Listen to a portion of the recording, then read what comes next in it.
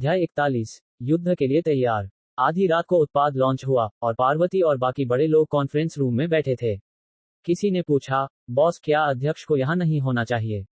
पार्वती ने सिर हिलाया और कहा, उन्हें परेशान मत करो। उनका मूड पूरी तरह से भड़कते हुए ड्रैगन जैसा है। अगर आप काम करना जारी रखना चाहते हैं तो बस यहीं ध्यान केंद्रित करें। लोग हैरान थे, ये काफी गंभीर चेतावनी थी। पार्वती ने पहले ही कॉल कर दी थी जब बिक्री शुरू होने वाली थी और उसे एक ऐसी डांट मिली थी जिससे वह लगभग रोने लगी थी। रवि इस समय एक अस्पताल के वार्ड के बाहर टहल रहा था और उसका चेहरा पीला पड़ गया था। राधा उसे देखकर बार बार आहें भर रही थी और कह रही थी, रवि, वह अब ठीक है, क्या तुम इतना चिंतित होना बंद कर सकते हो? रवि ने भौहें चढ़ाईं और कहा, मैं शांत कैसे हो सकता हूँ? उसे इतना तेज बुखार है, मैं इसकी तह तक पहुंचूंगा। राधा ने आह भरी। दोपहर में जब दंपति लिली को लेने के लिए गाड़ी से गए तो उन्होंने पाया कि लड़की में ऊर्जा कम थी। घर आने के बाद लिली एक झपकी लेने चली गई, लेकिन फिर वह 1 घंटे बाद बाहर नहीं आई। रवि ने सोचा कि बच्चा शायद बस थक गया था। हालांकि जब वह उसे खोजने गया तो वह हैरान रह गया। लिली को तेज बुखार था और उसका चेहरा बहुत लाल हो रहा था। उसने राधा को बुलाया और फिर दोनों अस्पताल भागे। रवि को ट्रैफिक की परवाह नहीं थी और उसने 2 सिग्नल भी कूद दिए। अस्पताल के प्रवेश द्वार पर 2 ट्रैफिक पुलिस वाले उनसे मिले। वे रवि पर जुर्माना लगाना चाहते थे, लेकिन जब वे उसकी बेटी के इलाज में देरी कर रहे थे तो वह अपना आपा खोने वाला था। आखिरकार राधा ने हस्तक्षेप किया और उन्हें बताया कि क्या हो रहा था और उसने मौके पर ही जुर्माना भर दिया जबकि रवि छोटी बच्ची को अस्पताल के अंदर ले गया। फिर डॉक्टर ने कहा कि शायद लिली को कोई संक्रमण हो गया था और इसलिए वह बीमार पड़ गई। उन्होंने कहा कि लिली को वापस अस्पताल ले जाया जा सकता है, लेकिन रवि ने जोर दिया कि वे उसे निगरानी के लिए रखें। डॉक्टर असहाय थे और सहमत हो गए। इस दौरान पार्वती हिमाली ने रवि को फोन किया, उसे आने के लिए कहा और उसने कहा, क्या आपको इतनी छोटी सी बात के लिए मुझे आने की जरूरत है? क्या आपका रिज्यूमे सिर्फ दिखावा है? अगर आप वास्तव में मुझे ऐसी बात के लिए आने के लिए कहते हैं तो अपना रिज्यूमे लिखो और चलते बनो। उसे अपनी बेटी के स्वास्थ्य के अलावा किसी भी चीज की परवाह नहीं थी। अगर राधा नहीं होती तो उसने मिस वर्षा को फोन किया होता और उससे पूछा होता कि लिली को आधी रात में संक्रमण कैसे हुआ। वह सब जो वह कर सकता था वह वार्ड के बाहर टहलना था, क्योंकि लिली अंदर शांति से सो रही थी। आधी रात थी और एक नर्स आए और उसने राधा से कहा, मैम, अस्पताल के दिशानिर्देश केवल एक अभिभावक को रात भर रुकने की अनुमति देते हैं। क्या आप कृपया? वह उनमें से एक को छोड़ने के लिए कहने में हिचकिचा रही थी। राधा ने सिर हिलाया और मुस्कुराते हुए उसे धन्यवाद दिया और कहा, प्यारे, तुम्हें घर जाना चाहिए, मैं यहीं रुकूंगी। रवि जम गया और एक पलटाव में उसकी ओर देखने के लिए मुड़ा जैसे ही उसने दृढ़ता से सिर हिलाया और कहा, नहीं, तुम घर वापस गाड़ी चला सकती हो और आराम कर सकती हो। तुम्हें सुबह काम पर भी जाना है, मैं यहीं रुकूंगा। राधा ने उसकी अभिव्यक्ति देखी और आह भरी जैसे ही उसने कहा, क्या तुम समझते हो कि तुम्हारी बेटी को उसकी यह अधिकारवादी प्रवृत्ति कहां से मिली है? तुम दोनों एक ही सांचे के हो। रवि ने कार की चाबियां निकाली और राधा को दे दी। वह 1 सेकंड के लिए भी लिली का साथ नहीं छोड़ना चाहता था, लेकिन फिर वह उसके साथ नीचे पार्किंग तक गया और कहा, सावधानी से गाड़ी चलाना और घर पहुंचने पर मुझे फोन करना। राधा ने सिर हिलाया और उसे यह कहने के बाद चली गई, घबराओ मत, बच्चे बीमार पड़ते हैं और यह स्वाभाविक है। तुम्हारी बेटी भी अलग नहीं है, वह बहुत जल्द ठीक हो जाएगी, इसलिए चिंता मत करो। रवि ने सतह पर सिर हिलाया और अपने मन में वह सोच रहा था कि उसकी बेटी के अचानक बीमार पड़ने का असली कारण क्या हो सकता है। इस बीच कॉन्फ्रेंस रूम में बिक्री काउंटर लगातार चढ़ रहा था। संख्याएं हर मिनट ताजा हो रही थीं और 1 घंटे के बाद उन्होंने 1000 यूनिट बेचने में कामयाबी हासिल की। पार्वती ने भौहें चढ़ाईं और कहा, ठीक है, बिक्री को उम्मीद तक पहुंचने में कुछ समय लगेगा। रे, सुनिश्चित करें कि ग्राहकों का डिलीवरी अनुभव विशेष हो। रे ग्राहक संबंध विभाग का निदेशक था और उसने आदेश पर सिर हिलाया। फिर उसने खुद को माफ किया और अपने नीचे के लोगों को फोन करने और कर्मचारियों को लामबंद करने के लिए कमरे से बाहर चला गया। जल्द ही सुबह हो गई। राधा काम पर जाने से पहले अस्पताल आई। वह रवि जितनी चिंतित नहीं थी क्योंकि 3 साल के दौरान लिली कई बार बीमार पड़ चुकी थी। वह शुरुआती चरणों में बहुत घबराती थी, लेकिन फिर उसे इसकी आदत हो गई क्योंकि बीमारी गंभीर नहीं थी। वह गलियारे से गुजर रही थी जब उसने एक नर्स को कहते सुना, दूसरी मंजिल पर उस युवा व्यक्ति जैसे माता पिता को देखना बहुत मुश्किल है। वह पूरी रात अपनी बेटी के लिए चिंतित रहा है। एक और नर्स ने कहा, क्या तुमने बस इतना ही देखा? वह साहब इतने साहसी हैं कि वह 2 पुलिस वालों पर हमला करने वाले थे जो उसे रोकने की कोशिश कर रहे थे जब वह अस्पताल के अंदर आया। राधा ने हल्का सा मुस्कुराया जैसे ही उसने सिर हिलाया और दूसरी मंजिल तक पहुंचने के लिए लिफ्ट में प्रवेश किया। जब वह वार्ड में आई तो उसने रवि को दीवार से सटा हुआ पाया। उसकी आंखें लिली पर टिकी हुई थीं और उसकी अभिव्यक्ति पूरी तरह से संकट की थी। राधा ये देखने के लिए तैयार थी, लेकिन अपने आदमी को इतना चिंतित और व्यथित देखकर उसका दिल टूट गया। आखिरी बार उसने उसे ऐसा तब देखा था जब उसके माता पिता की मृत्यु हुई थी। आखिरकार वह समझ गई कि रवि लिली से कितना प्यार करता था। ये सिस्टम के कारण नहीं था कि वह उससे प्यार करता था, बल्कि यह इसलिए था क्योंकि वह सचमुच उसके लिए जीने का एक कारण थी। राधा आए और कहा, रवि। रवि ने उसे देखा और हल्का सा मुस्कुराया। राधा ने आह भरी और उसका हाथ पकड़ा। जैसे ही उसने कहा, तुम पूरी रात इस पर खुद को दोष दे रहे हो। ये तुम्हारी गलती नहीं थी कि ऐसा हुआ।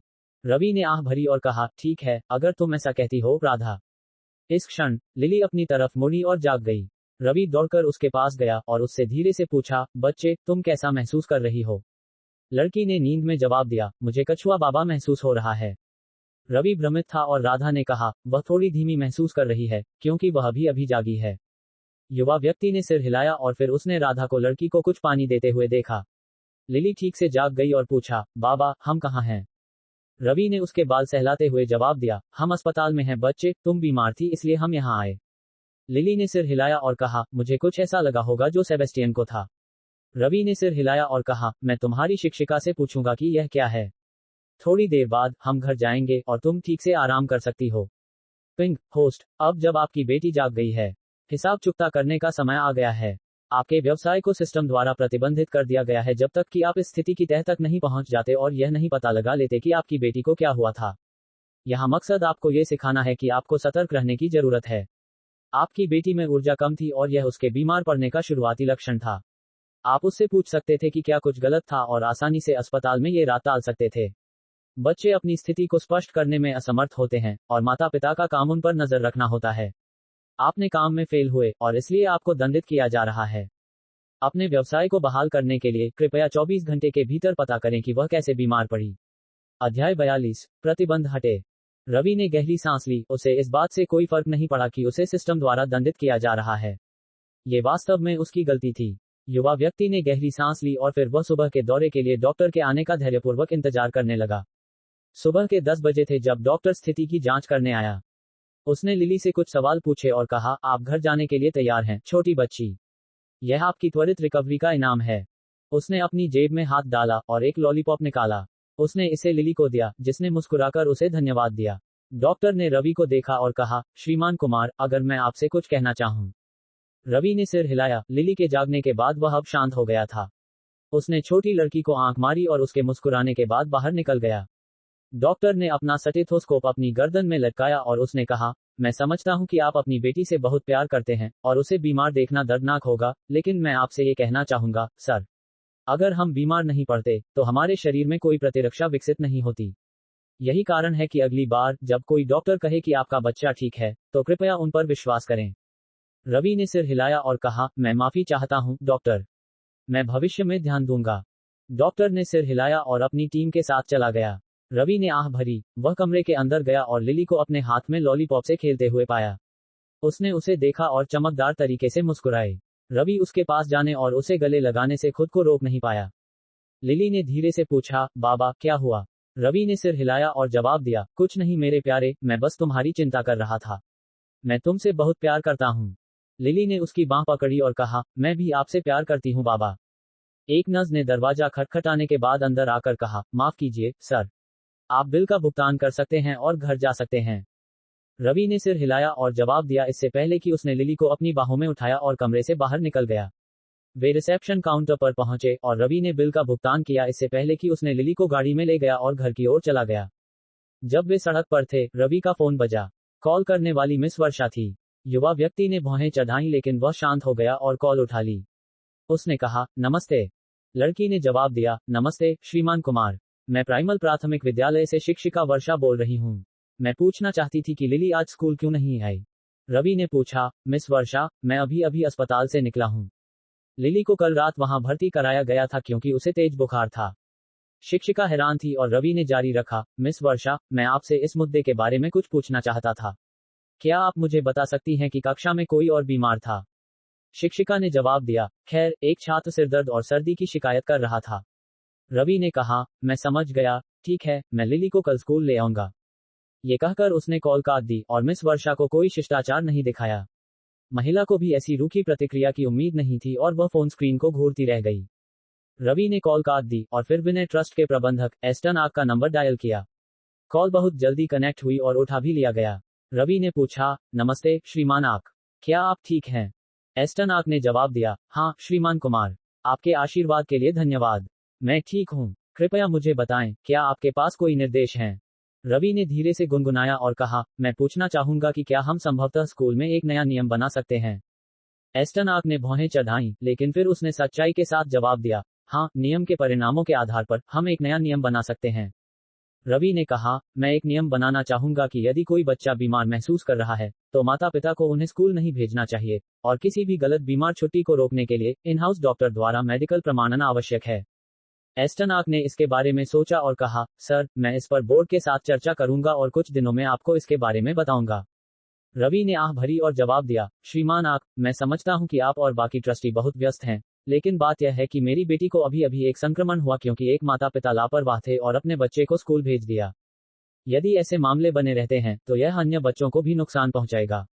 क्या आपको नहीं लगता कि हमें ऐसे मामले पर त्वरित निर्णय लेना चाहिए? आखिरकार, ये हमारा कर्तव्य और जिम्मेदारी है कि हम ये सुनिश्चित करें कि बच्चे को न केवल गुणवत्तापूर्ण शिक्षा मिले बल्कि एक स्वस्थ सीखने का माहौल भी मिले। एस्टन आक चुप था, उसने इसके बारे में सोचा और कहा, ठीक है, मैं आपकी चिंता से सहमत हूं, लेकिन ऐसे निर्णय के लिए सभी ट्रस्टियों के वोटों की आवश्यकता होगी। अगली बैठक कुछ घंटों में निर्धारित है। मैं निश्चित रूप से इस मामले को वहां उठाऊंगा। रवि ने सिर हिलाया और कहा, अगर आप मुझे अनुमति दें तो मैं भी बैठक में दूर से शामिल होना चाहूंगा।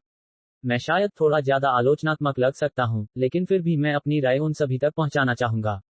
एस्टन आक ने सिर हिलाया और कहा, सर, जब बैठक शुरू होगी तो मैं आपको लाउडस्पीकर से जोड़ दूंगा। ... रवि घर पहुंचा और लिली ने कहा, बाबा, मुझे भूख लगी है। युवा व्यक्ति ने कहा, मैं तुम्हें कुछ सूप बना दूंगा। ठीक है, बस मुझे 10 मिनट दो। रवि ने सिर हिलाया और फिर उसने उसे अपने कमरे में व्यवस्थित किया और रसोई में चला गया इससे पहले कि उसने कुछ टमाटर उबाले और लिली के लिए एक एग ड्रॉप सूप बनाया। ये जल्दी, पेट भरने वाला और हल्का था क्योंकि वह भी अभी बीमारी से उबर रही थी। लिली ने सूप खाया और फिर वह सो गई। बुखार ने उसकी ऊर्जा खत्म कर दी थी और ठीक होने में कुछ समय लगेगा। उसने उसे सोने के लिए फुसलाया और धीरे धीरे उसके बगल में सो गया, क्योंकि वह भी पूरी रात जागता रहा था। युवा व्यक्ति कुछ घंटों के बाद ही जागा, जब उसके जेब में उसका मोबाइल बजा। उसने पाया कि यह एस्टन आक था, जो उसे फोन कर रहा था। वह कार्यालय से बाहर गया और फिर बैठक कक्ष में चला गया जैसे ही उसने कॉल उठा ली। उसने पूछा, नमस्ते। एस्टन आक ने जवाब दिया, श्रीमान कुमार, ट्रस्टी एकत्र हुए हैं और मैंने आपका प्रस्ताव उनके सामने प्रस्तुत किया है। हालांकि, वे अभी भी इसके बारे में आपकी राय सुनना चाहते हैं। रवि ने गहरी सांस ली और जवाब दिया, हाँ, ये ठीक है। सभी को नमस्ते। जैसा कि आप सभी जानते हैं कि मैंने क्या प्रस्ताव दिया था, मैं बस अपने मामले को एक सरल तरीके से रखूंगा। आज एक सामान्य सर्दी ने मेरे बच्चे को अस्पताल पहुंचा दिया। क्या होगा अगर एक ही संक्रमण से कई छात्र बीमार पड़ जाएं? क्या ये हमारी जिम्मेदारी नहीं है कि हम ये सुनिश्चित करें कि हमारे छात्र स्वस्थ रहें? अगर आपको लगता है कि मैं अति प्रतिक्रिया कर रहा हूं तो ये ठीक है। मैं इस मामले को अभी छोड़ दूंगा। आखिरकार, इसमें बच्चे की गलती नहीं थी। ये लापरवाह माता पिता थे जिन्होंने अपने बच्चे की पर्याप्त परवाह नहीं की। लोग कुछ क्षणों के लिए चुप रहे, इससे पहले कि उनमें से एक ने कहा, श्रीमान कुमार, हम समझते हैं कि आपकी चिंता क्या है। नया नियम कल सुबह लागू किया जाएगा। हम सभी स्कूलों के लिए एक दिशानिर्देश पारित करेंगे और सुनिश्चित करेंगे कि माता पिता अपने बच्चों की उचित देखभाल के लिए जवाबदेह हों। रवि ने उन्हें धन्यवाद दिया और कहा, आप सभी का मेरा आभार, मैम। बहुत बहुत धन्यवाद। ... कॉल काट दी गई और एस्टन आक ने कहा, आप सभी इतनी आसानी से सहमत क्यों हो गए? मेलानी, एक और बोर्ड सदस्य ने कहा, इसके बारे में सोचो, आपको कैसा महसूस होगा अगर आपका बच्चा किसी और की गलती के कारण बीमार पड़ गया। आज, यह एक सामान्य सर्दी थी। क्या होगा अगर हमारे स्कूल में एक गंभीर रूप से बीमार बच्चा हो और उसके साथ ऐसा कुछ हुआ? क्या होगा अगर किसी ने परीक्षा से ठीक पहले किसी बच्चे को अपनी सर्दी दे दी? क्या आप जिम्मेदारी उठाएंगे? छात्र भविष्य की संपत्ति हैं, हम इस मुद्दे को नजरअंदाज नहीं कर सकते। बैठक दिशानिर्देशों के एक सेट के साथ समाप्त हुई जिसे प्राइमरी स्कूलों के पूरे नेटवर्क में पारित किया गया, चाहे वह प्राथमिक, मध्य या माध्यमिक स्तर पर हो। राधा घर वापस आए और उसने रवि और लिली को एक दूसरे के साथ चुपचाप सोते हुए पाया। उसने उन्हें देखकर मुस्कुराए और उनके लिए खाना बनाने के लिए रसोई की ओर चली गई। रवि शाम को जागा, जब उसके मन में एक आवाज गूंजी, पिंग, होस्ट, आपने समस्या का समाधान कर लिया है और प्रतिबंध अब हटा दिए गए हैं। कृपया सुनिश्चित करें कि आप भविष्य में सावधानी बरतें और वही गलती न दोहराएं। युवा व्यक्ति को किसी भी प्रतिबंध की परवाह नहीं थी, लेकिन वह लिली के बारे में गंभीर रूप से चिंतित था। उसने छोटी लड़की को गले लगाया, जिसने अपने पैरों में से एक को उसकी छाती पर और उसके पार रख दिया और फिर से सो गई। क्या अध्याय 43 बदला शुरू। रवि दिन के लिए बिस्तर पर जाने की तैयारी कर रहा था, तभी पार्वती हिमाली ने उसे फोन किया। युवा व्यक्ति ने कॉल उठाई और कहा, मिस हिमाली, मैं कल रात अपने व्यवहार के लिए माफी चाहता हूं, मैं बस आपको इसी बारे में फोन करने वाला था। पार्वती हिमाली हैरान थी और फिर उसने कहा, आपको उसकी चिंता करने की जरूरत नहीं है। अध्यक्ष, मैं समझती हूँ कि आपने वे बातें केवल इसलिए कही थी क्योंकि आपकी बेटी ठीक नहीं थी। कृपया चिंता न करें। मैं आपको सूचित करने के लिए फोन कर रही हूँ कि पिछले कुछ घंटों के भीतर हमारा स्टॉक बिक चुका है। रवि मुस्कुराया और जवाब दिया, ये सब आपकी कड़ी मेहनत और मार्केटिंग रणनीति की बदौलत है। बधाई हो। सुनिश्चित करें कि जब मुनाफा हो तो आप ओईएम संयंत्रों के कर्मचारियों और कंपनी के कर्मचारियों को उचित रूप से पुरस्कृत करें। पार्वती हिमाली सहमत हुई और कहा, हाँ सर, मैं बस कुछ अच्छी खबर साझा करना चाहती थी। वह कॉल काटने ही वाली थी जब रवि ने कहा, मिस हिमाली, अभी आराम मत करो। अब जब हम बाजार में आ गए हैं तो असली लड़ाई शुरू होगी। कुमार हम पर हमला करेंगे और आप उनकी कार्यप्रणाली जानते हैं, है ना? पार्वती हिमाली ने जवाब दिया, हाँ, मैं जानती हूँ, मैंने कर्मचारियों को उन पर नजर रखने के लिए कहा था। कोई फर्क नहीं पड़ता कि वे हम पर क्या हमला करते हैं, ये हमें प्रभावित नहीं करेगा। हालांकि मैं सोच रही थी कि क्या हमें उनके लिए कुछ जवाबी हमला भी तैयार करना चाहिए। रवि ने सिर हिलाया और जवाब दिया, यह आपकी तरफ से बहुत अच्छा होगा। मिस हिमाली, सुनिश्चित करें कि आप नुकसान पहुंचाएं ताकि मैं स्टॉक खरीद सकूं। युवा महिला ने सिर हिलाया और हंसते हुए जवाब दिया, मैं समझ गई। मैं उन्हें नीचे गिरा दूंगी, सर। कॉल काट दी गई और राधा कमरे के अंदर आई। उसने उसे देखा और पूछा, कुछ हुआ? रवि मुस्कुराया और जवाब दिया, स्टॉक खत्म हो गया। हालांकि यह एक अच्छी बात है, मुझे यकीन है व्यापार के तथाकथित राजा जल्द ही हम पर पलटवार करेंगे। राधा उसके बगल में लेट गई और पूछा, एको कुमार? रवि ने सिर हिलाया और अपनी बाहों को उसके चारों ओर लपेट लिया जैसे ही उसने कहा, क्या तुम तैयार हो, श्रीमती? सुबह उथल पुथल भरी होगी। राधा मुस्कुराई और उसके होठों पर चूमा जैसे ही उसने कहा, आप जानते हैं, मैं हूं। दोनों ने थोड़ी देर मस्ती की इससे पहले कि वे सोने चले गए। हालांकि हर कोई उसी भाग्य से धन्य नहीं था। अखबारें कहानी के पीछे दौड़ रही थीं। विंसेंट कुमार हवेली की पुरानी यूरोपीय शैली की खिड़की के बगल में खड़ा था। उसके हाथों में विस्की का एक गिलास था। आदमी के पेट पर वसा जमा था और उसके बाल भूरे थे। उसने शराब का एक घूंट लिया जैसे ही उसने खिड़की से बाहर देखा और पूछा, कासिम, तुम्हें क्या लगता है, क्या वे हमारे लिए खतरा बनने जा रहे हैं? अध्ययन डेस्क पर रखे स्पीकर से एक धीमी आवाज आई, खैर, मैंने पुष्टि की है, उन्होंने 24 घंटे के भीतर पहला बैच बेच दिया। साथ ही वह रहस्यमय अध्यक्ष हमें निशाना बना रहा है। उसने हमें सार्वजनिक रूप से कचरा कहा।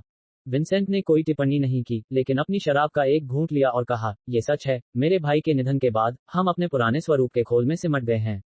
वास्तव में हम कचरे का ढेर हैं, लेकिन क्या होता है जब कचरे का ढेर उन लोगों के सिर पर गिरता है जो उसके नीचे खड़े होते हैं?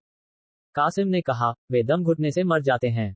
विंसेंट ने जवाब दिया, तो इसे शुरू करो, मुझे कल शाम तक परिणाम देखने हैं।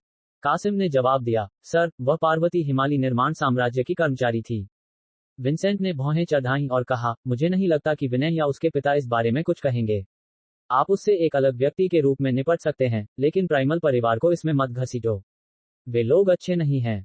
कासिम ने आह भरी और कहा, लेकिन अध्यक्ष, वे अतीत में हमारे भागीदार थे। विंसेंट की नजर बदल गई और उसने कहा, अतीत बस अतीत है, इसका वर्तमान से कोई लेना देना नहीं है। अब इस बात को मत उठाना। ये कहने के बाद वह मुड़ा और मेज पर चला गया और इंटरकॉम पर कॉल समाप्त करने के लिए बटन दबाया। थोड़ी देर बाद एक युवा व्यक्ति अध्ययन कक्ष में आया। वह और कोई नहीं बल्कि एको कुमार था। उसकी नजर नशे में भरी हुई थी और उसके पैर भी अस्थिर थे।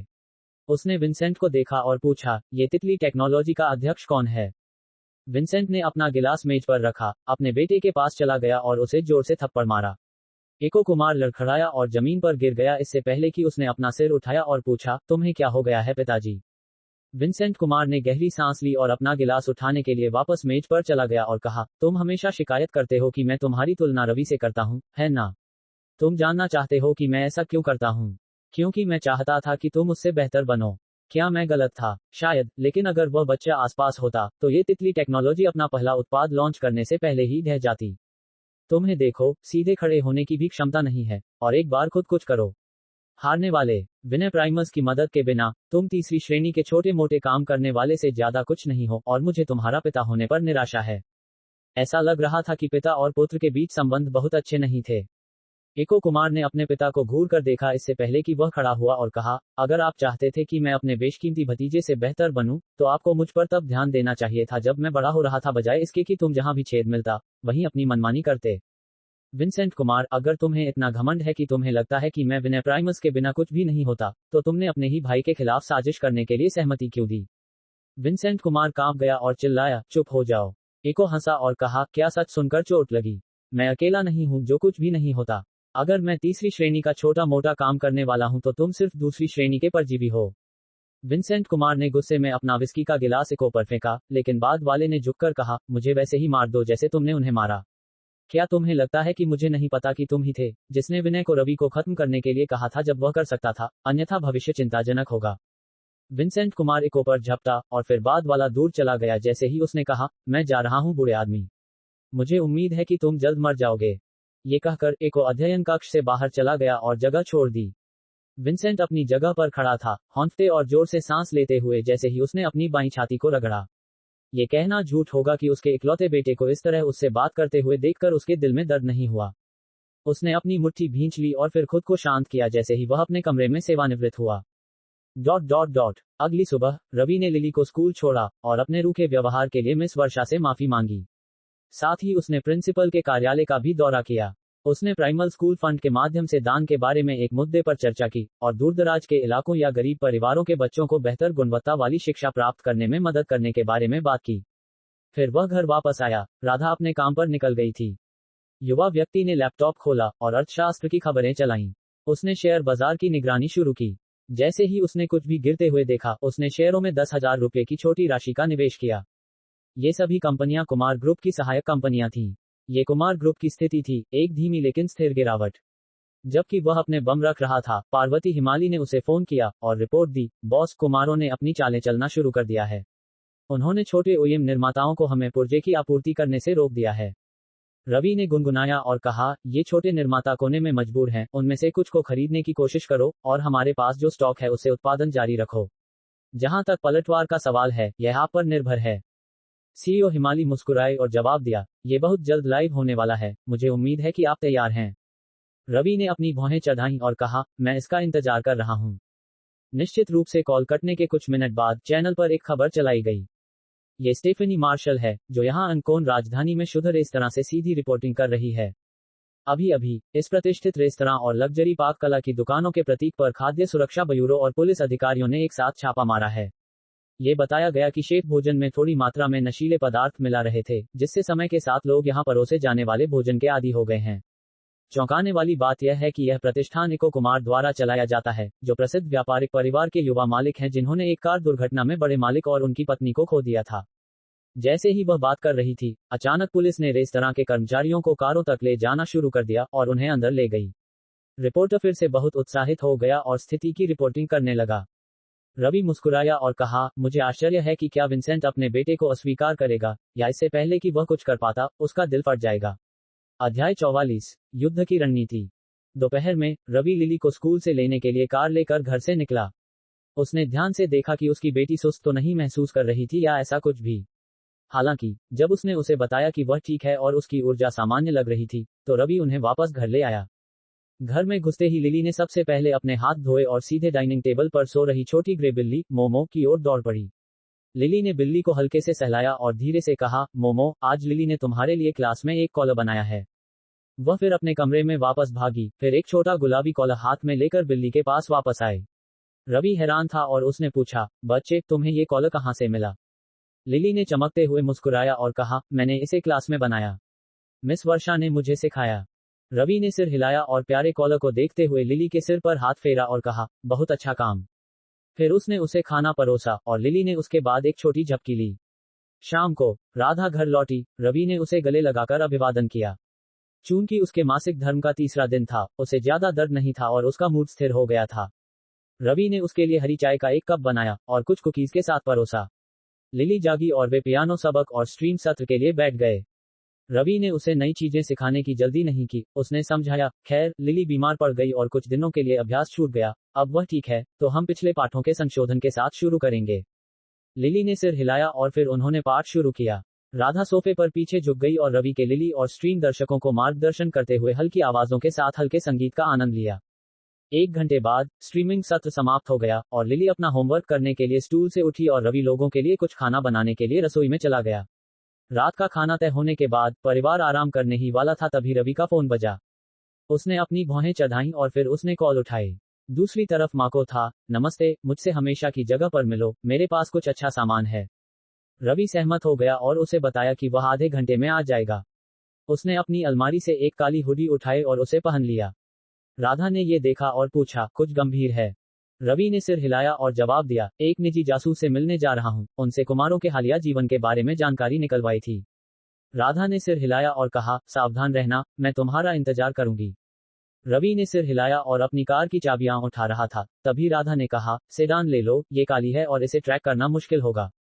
युवा व्यक्ति ने अपना सिर उठाया और पूछा, मिस मार्लिन, तुम्हें ये ज्ञान कहां से मिला? राधा मुस्कुराई और कहा, माफ कीजिए सर, ये सेकंड मिस मार्लिन हैं। रवि हंसा और फिर समझा कि उसने अपने परिवार के साथ अपने जीवन में इसका अनुभव किया होगा। उसे चूमने के बाद वह काली सेडान में घर से निकल गया। लिली ने यह दृश्य देखा और पूछा, माँ, आपने कहा था कि मैं पैदा होने से पहले बाबा एक व्यवसायी थे, क्या वह इस समय व्यवसाय के लिए जा रहे हैं? राधा ने सिर हिलाया और कहा, बच्चे, तुम्हारे बाबा सिर्फ एक व्यवसायी नहीं थे। लिली ने अपना सिर झुकाया और पूछा, तुम्हारा क्या मतलब है? राधा ने मुस्कुराते हुए जवाब दिया, वह एक धाकड़ व्यवसायी थे। लिली यह वाक्यांश दोहराते हुए हैरान रह गई और फिर हंसी। हालांकि पिछली कुछ बार के विपरीत रवि पहले जगह में प्रवेश नहीं किया। उसने दुकान के चारों ओर घूमा, ये देखने के लिए कि क्या कोई जगह की निगरानी कर रहा था। वह आभासी दुनिया में ऐसी चीजें सीख रहा था और धीरे धीरे उन पर पकड़ बना रहा था। ये निष्कर्ष निकालने के बाद कि सब कुछ ठीक था, युवा व्यक्ति दुकान में घुसा और माको के सामने बैठ गया, जो नूडल्स का एक टुकड़ा निगल रहा था। जासूस ने अपना सिर उठाया और एक भूरा लिफाफा आगे बढ़ाया। उसने कहा, इसमें कुछ अच्छे सबूत हैं, मुझे उम्मीद है कि आप जो चाहते हैं उसे प्राप्त कर सकते हैं। रवि ने सिर हिलाया और अपने फोन का इस्तेमाल करके सीधे उस पैसे को ट्रांसफर कर दिया जिस पर वे सहमत हुए थे, और उसने कहा, अगर मुझे भविष्य में आपकी सेवाओं की आवश्यकता होगी तो मैं आपको फोन करूंगा। हालांकि मुझे उम्मीद है कि आप मेरे बारे में अपना मुंह बंद रख सकते हैं। माको ने सिर हिलाया और एक गंभीर अभिव्यक्ति के साथ जवाब दिया, मुझे पता है। आपकी रात अच्छी हो। रवि ने लिफाफा उठाया और रेस्तरां से चला गया। वह सीधे अपनी कार में नहीं बैठा बल्कि अपने पीछे किसी की निगरानी का पता लगाने के लिए जगह का चक्कर लगाया। जब उसे कुछ भी नहीं मिला तो वह अपनी कार में बैठा और चला गया। रवि ने तुरंत लिफाफा नहीं खोला, बल्कि सम्राट टावर तक चला गया और लिफाफे के साथ अंदर चला गया। कार्यालय अभी पूरी तरह से खाली नहीं था, अभी भी तकनीकी लोग काम कर रहे थे। रवि यहां आया क्योंकि उसे अपने हाथों में सामग्री का विश्लेषण करने के लिए एक अतिरिक्त जोड़ी आंखों की आवश्यकता थी। वह सबसे ऊपर की मंजिल पर आया और जैसा कि उम्मीद थी, उसने पार्वती हिमाली का कार्यालय रोशन पाया। बाहर सचिव ने उसे देखा और अभिवादन में खड़ी हो गई। रवि ने उसे बैठने का इशारा किया और दरवाजा खटखटाया। पार्वती ने जवाब दिया, अंदर आओ। वह कुछ दस्तावेजों को देखने में व्यस्त थी, इसलिए उसे नहीं पता था कि कौन अंदर आया था। रवि ने चारों ओर देखा और पूछा, क्या आप किसी महत्वपूर्ण चीज से निपट रही हैं? उसकी आवाज ने पार्वती को चौंका दिया और उसने सदमे में अपना सिर उठाया। एक पल बाद उसने एक आह भरी और पूछा, अध्यक्ष, क्या हो रहा है?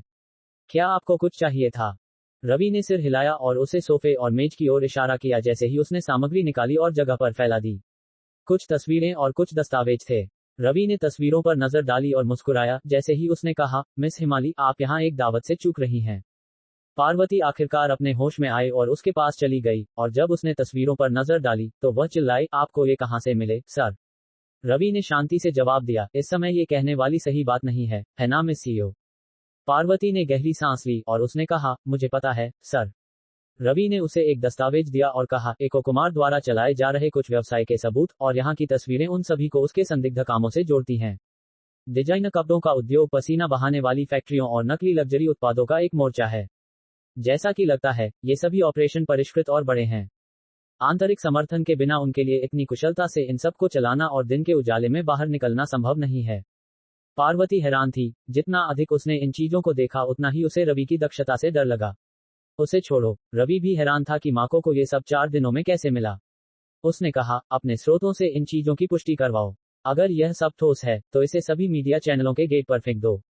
एको कुमार को बेनकाब करो और मैं न्याय कानून फर्म से इन सभी चीजों के बारे में अदालतों में सार्वजनिक मुकदमे अपील करने के लिए कहूंगा। पार्वती ने सिर हिलाया और कहा, मैं किसी को इसकी कई प्रतियां बनाने के लिए कहूंगी। रवि ने अपना फोन निकाला और केवल न्याय को फोन किया। कॉल जल्दी कनेक्ट हुई और बाद वाले ने पूछा, नमस्ते श्रीमान कुमार, मैं आपके लिए क्या कर सकता हूं? उसने कहा, सबसे पहले मैं फ्रेगरेंस को अपना विशेष अटॉर्नी नियुक्त करना चाहता हूं और उसे तितली टेक कार्यालय में तैनात किया जाएगा।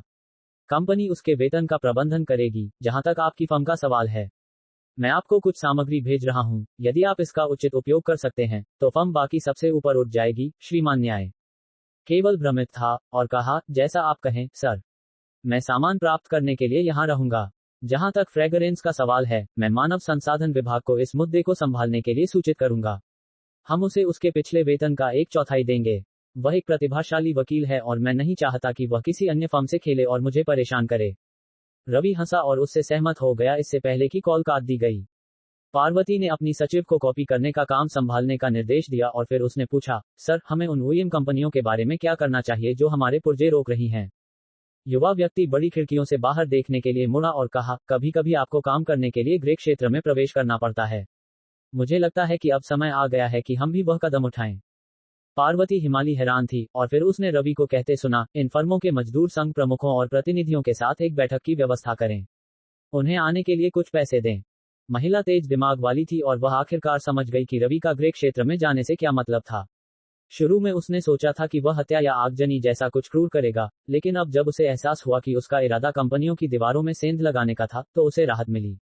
पार्वती हिमाली एक प्रतिभाशाली प्रबंधक थी, लेकिन ये पहली बार था जब उसे आपूर्तिकर्ताओं से परेशानी का सामना करना पड़ा था और हालांकि उसके पास ऐसे लोग थे जो इन कंपनियों के मालिकों के साथ बातचीत करने की कोशिश कर रहे थे, वह समझ गई थी कि यह आसान नहीं होगा। जैसे ही वह रवि के विचार की प्रशंसा कर रही थी, उसने कहा, अपने लोगों को कच्चे माल के आपूर्तिकर्ताओं से निपटने के लिए भेजो, दीर्घकालिक अनुबंध करो और यदि वे अनुबंधों का उल्लंघन करते हैं तो उनसे 10 गुना पैसा दिलवाओ, और इसके विपरीत यह उनके लिए महंगा लग सकता है, लेकिन वे दीर्घकालिक आदेशों को मना नहीं करेंगे। अंतिम उत्पाद के बावजूद इन तकनीकी उपकरणों में कच्चा माल अक्सर समान होता है। क्या आप मेरा मतलब समझते हैं? पार्वती ने सिर हिलाया और जवाब दिया, ये भविष्य में मूल्य वृद्धि की संभावना को खत्म करने का एक तरीका है और साथ ही आपूर्ति में देरी को रोकने का भी। हालांकि श्रमिकों से मिलने से आपको क्या मिलेगा? रवि मुस्कुराया और जवाब दिया, आपको पता चलेगा कि क्या होगा, मिस हिमाली, बस मुझ पर विश्वास करो। युद्ध शुरू हो गया था और रवि इसे एक ही झटके में खत्म करने का इरादा रखता था। क्या आप अगले अध्याय के साथ आगे बढ़ना चाहेंगे? अध्याय 45, निर्णायक वार। रवि दिन के लिए घर वापस आया और उसने राधा को सोफे पर उपन्यास पढ़ते हुए पाया। उसने पूछा, तुम अब तक क्यों जागी हो? राधा ने जवाब दिया, मैं तुम्हारा इंतजार कर रही थी। रवि मुस्कुराया जब उसे एहसास हुआ कि राधा उसका इंतजार कर रही थी और फिर वह उसके पास गया और पूछा, क्या तुम कल छुट्टी ले सकती हो? राधा ने सिर हिलाया और कहा, मैं नहीं कर सकती, परीक्षाएं आ रही हैं और मेरे छात्रों का समूह पाठ्यक्रम के मामले में पीछे है। रवि ने सिर हिलाया और कहा, अगर तुम छुट्टी ले सको तो तुम्हें खबरों में एक अच्छा शो देखने को मिलेगा।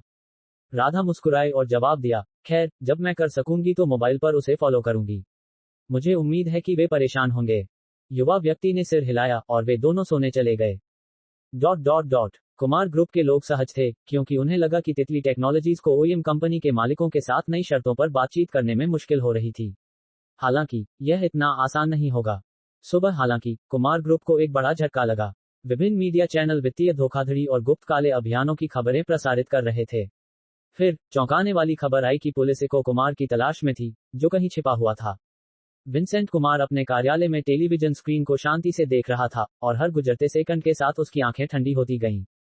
उसने अपने दाहिने हाथ के आदमी कासिम को देखा और कहा, क्या तुम्हारा मतलब यही था जब तुमने कहा था कि ये लोग नौसिखिए थे? कासिम ने निगल लिया और विंसेंट ने कहा, जाओ नुकसान नियंत्रण संभालो और उस बेवकूफ बेटे को ढूंढो। उसे आत्मसमर्पण करना होगा और कंपनी की छवि की रक्षा करनी होगी।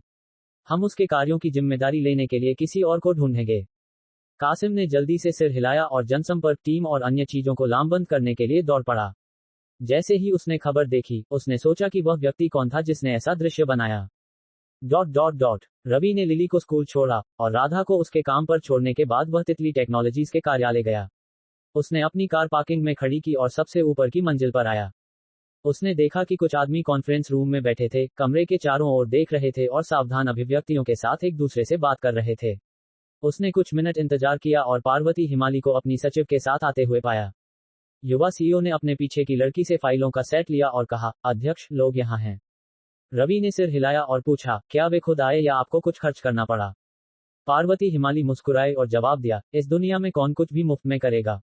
रवि ने सिर हिलाया और फिर वे दोनों कमरे के अंदर चले गए। एक कर्मचारी अंदर खड़ा था और उसने कहा, सभी, यह मिस पार्वती हिमाली कंपनी की सीईओ हैं।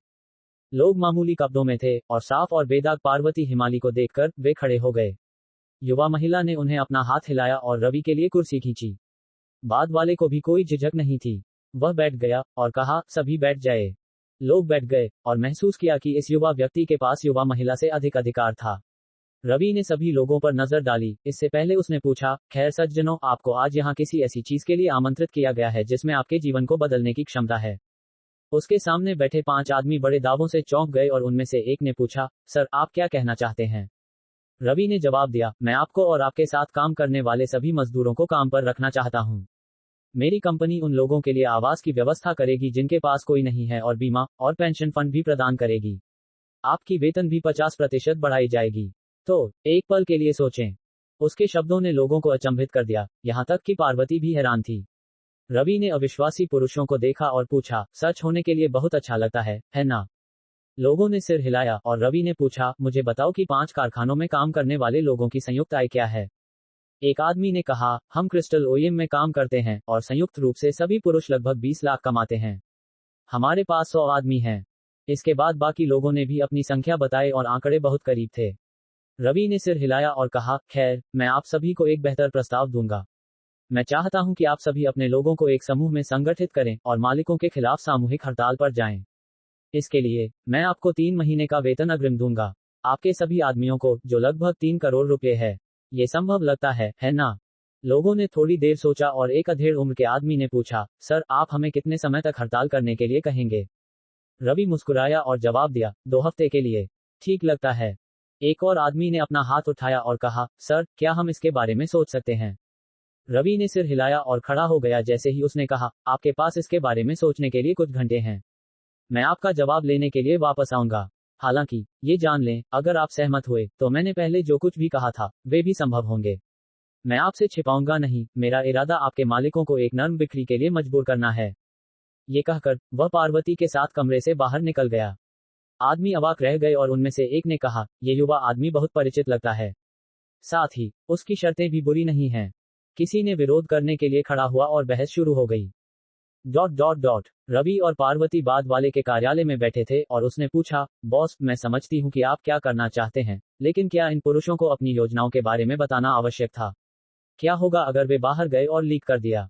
युवा व्यक्ति मुस्कुराया और कहा, क्या आपको लगता है कि यह उन पर काम करेगा?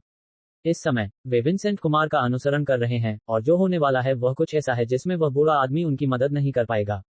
पार्वती हैरान थी। ये रणनीति स्पष्ट रूप से एक मौत का वार थी। जब मजदूर हड़ताल पर जाएंगे तो कारखानों को नुकसान होगा और फिर वे उन्हें कारखानों को उनके हाथों से खरीदने के लिए मजबूर कर सकते हैं। रवि ने अपना फोन निकाला और युगल प्रधान कार्यालय को फोन किया। उसने कहा, मिस स्टेन, आपको भी सुप्रभात। मैं आपसे पूछना चाहता था कि क्या आप एल्गोरिथम को इस तथ्य को उजागर कर सकते हैं कि कुछ लोग मेरे व्यवसाय को अवरुद्ध करने की कोशिश कर रहे हैं? पार्वती ने गहरी सांस ली और शांत हो गई। उसे नहीं पता था कि इस गिरे हुए युवा मास्टर कुमार के इतने सारे संपर्क कैसे थे, लेकिन तथ्य यह है कि उसके पास थे। ये चौंकाने वाला था। और न केवल उसके पास संपर्क थे, वह उन्हें अपनी इच्छानुसार लामबंद करने में सक्षम था। यह अद्भुत था। रवि ने कॉल खत्म करने के बाद उसके चेहरे को देखा और कहा, आपको बस हाथ में लिए हुए व्यवसाय का ध्यान रखना है।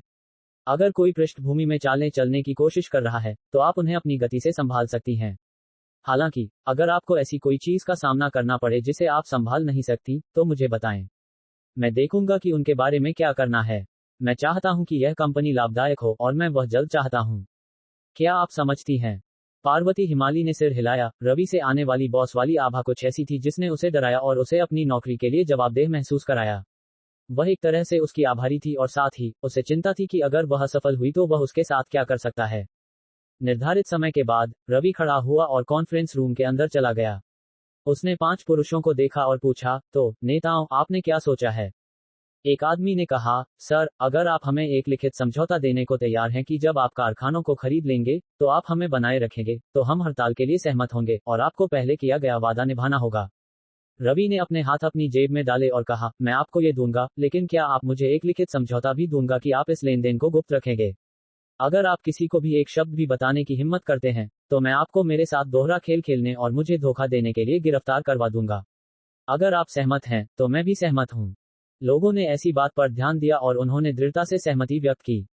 अगर रवि ने थोड़ी सी भी झिझक दिखाई होती तो वे सहमत नहीं होते। समझौतों को जल्दी से तैयार किया गया और वे बहुत सरल थे।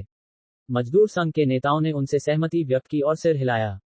जिसके बाद पैसे का भुगतान किया गया और वे चले गए। दूसरी ओर पार्वती की टीम कच्चे माल के लिए एक दीर्घकालिक विशेष अनुबंध पर हस्ताक्षर करने के बाद वापस आ गई थी। ओईएम के पास कोई कच्चा माल नहीं था और उनके पास कोई मजदूर भी नहीं था। रवि ने उन्हें बर्बाद कर दिया और 1 सप्ताह के भीतर उसके पास अपनी खुद की कारखाने होंगे। इस क्षण उसका फोन बजा और उसने भौहें चढ़ाईं। नमस्ते मिस वर्षा। श्रीमान कुमार, क्या आप कृपया जल्दी से स्कूल आ सकते हैं? लिली की एक बच्चे से लड़ाई हो गई।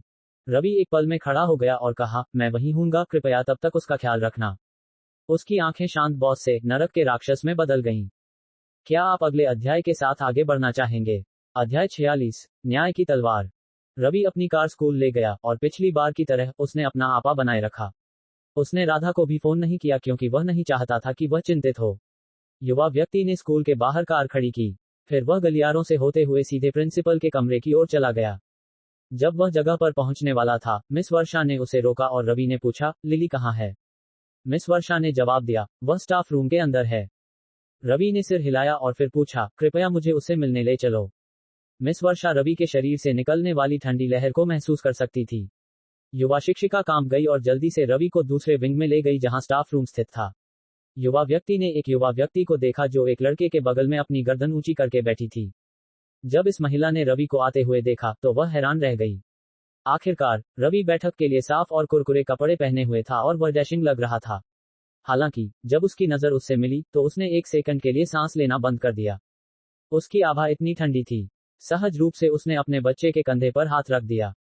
रवि ने उसे और फिर उसके बगल में बैठे लड़के को देखा। शिक्षिका वर्षा ने कहा, इस तरह, सर। उसने स्टाफ रूम का दरवाजा खोला और रवि अंदर चला गया। जैसे ही उसने किया, लिली ने उसे देखा और कहा, बाबा। यू। रवि अपनी तरफ मुड़ा और लिली उसकी बाहों में दौड़कर आई। वह झुक गया और उसे अपनी बाहों में घेर लिया। युवा व्यक्ति ने अपनी आंखें बंद कर लीं और कुछ नहीं कहा और केवल उसे शांत करते हुए और अपनी बेटी को शांत करते हुए उसकी पीठ थपथपाई। कुछ थपथपाहट के बाद उसने कहा, बाबा यहाँ हैं, चिंता मत करो। अब तुम्हें कोई चोट नहीं पहुंचाएगा। शांत हो जाओ मेरे प्यार। उसकी आवाज एक फुसफुसाहट जितनी ही नर्म थी और वर्षा जो उसे बगल से सुन रही थी, इस कोमलता को देखकर हैरान नहीं थी। उसने गहरी सांस ली और रवि ने लिली को अपनी बाहों में उठा लिया और पूछा, लिली, क्या हुआ? मुझे बताओ। लिली सिसकी और कहा, खाना। थियो ने मेरा टिफिन छीनने की कोशिश की। मैं सहमत नहीं हुई और उसने कहा कि यह अच्छा नहीं है और गंदा है। मैंने कहा कि यह नहीं है। उसने मुझे चिढ़ाया और फिर बॉक्स जमीन पर फेंक दिया।